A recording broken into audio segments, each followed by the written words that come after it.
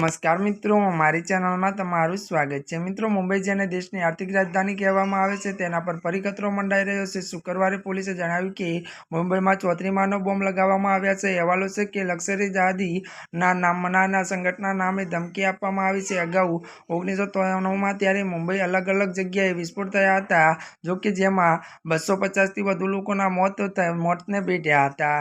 ખાનગી પોર્ટલના ત્યારે જણાવ્યા અનુસાર ફોન કરનારે દાવો કર્યો છે કે ચોત્રીવાળાને વિસ્ફોટ કરવા માટે ચોત્રીમાનો બોમ્બ લગાવવામાં આવ્યા છે, જેમાં 400 કિલો ત્યારે RDX ધમકી આપવામાં આવી છે કે વિસ્ફોટ આખા શહેરને હચમચાવી નાખશે।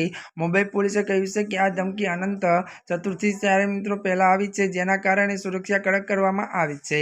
મળતી વિગતો અનુસાર વધુ જણાવી દઈએ કે પોલીસે એવું પણ કહેવાયું છે કે ધમકીમાં દાવો કરવામાં આવ્યો હતો કે ચોત્રી કારમાં ત્યારે સવાર માનવ ત્યારે બોમ્બનો ત્યારે ઉપયોગ ત્યારે મિત્રો 400 કિલો RDX વિસ્ફોટ કરવામાં આવશે તો 1 કરોડ લોકોનો જીવ જઈ શકે છે।